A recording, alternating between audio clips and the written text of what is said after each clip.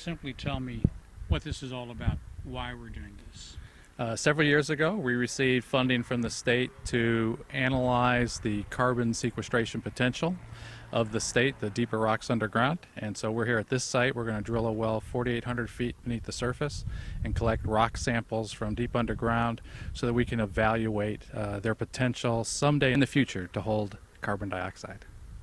What will this test involve? In other words, how will you determine the properties of the rock to be able to do that? Well, we're actually going to collect cored rock sample from deep underground, and then we're going to bring that up to the surface, and then we're going to send it off to labs. We're going to look at it in our labs to quantify what we can do with that rock in the future.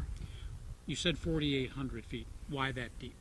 At about 4,800 feet is what we're predicting we will hit rock layers that there would be no potential to ever inject anything into, or it's basically the level at which there won't be any more oil and gas, there's no more water, nothing in the rock. We call it basement. Why did you choose this particular site, based both on the law and on the practicalities of the site itself? Yeah, so first off, we're funded to drill a hole in eastern Kentucky. The next thing we want to do is make it something that was practical, so we're relatively close to the Ohio River Valley here, so we want to do something that's in the Ohio River Valley Industrial Corridor for our evaluation. And Lehigh Hansen offered this property, and so we're grateful to them. That's why we're here. Tell me about how long the scenario will run. What will you be doing step by step, more or less? We're planning something on the order, probably about 4 weeks here, 3 or 4 weeks of drilling. During that time, the hole will obviously be deepened, pulling rock core out, deepen the hole again, pull rock core out. We have some tools that will get dropped into the holes. They're lowered down and they read different properties of the rocks underground. Those help us determine what kind of rock it is, if it's porous, permeable, what the rock is composed of. And then all that data gets brought back up to the surface.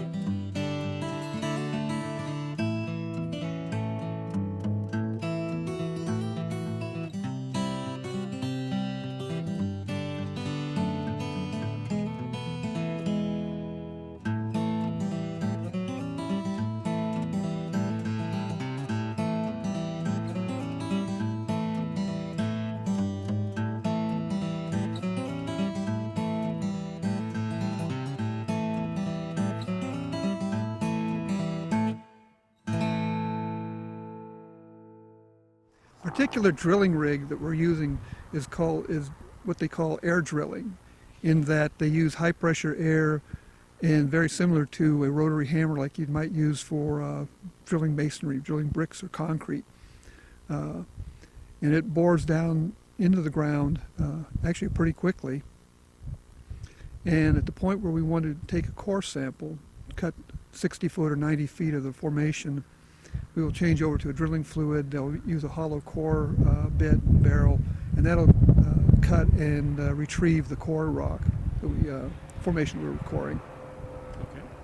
And after each one of these cores, we'll drill some more to the next point. There'll be 6 cores total in the well, totaling 480 feet. So I say about 10% of the total well bore, and then, or the core of the well bore is in the last 3,000 feet. My name is Jonathan Hodges. I'm working out here for Sandia as the on-site consultant. Should be coring the Knox Dolomite Formation tomorrow afternoon, hopefully laying it down Friday morning. We will be coring after running the 7-inch casing from 2965 to 3,025 feet. It should be drilling slower. We'll core it probably 5 to 10 feet an hour with a 6 1/4 inch bit with 4-inch core sample barrels. Try to get 61 feet. Our next step, having cut our last core, we'll drill on ahead about 75 feet to the total depth of the well at 4825 feet. After that, Schlumberger Well Service will bring in the logging truck. We'll record what their product is called a Platform Express that includes induction resistivity tools, neutron porosity, rock formation density, and then a natural gamma ray spectroscopy, which measures the gamma ray spectra of thorium, potassium, and uranium in the rock.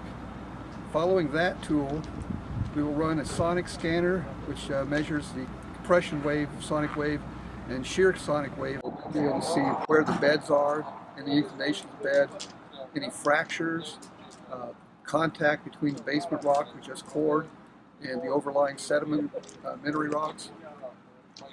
And that's about it. We are currently logging from the TD of the intermediate section at 2950 up to the 9 5/8 casing point at 355 feet.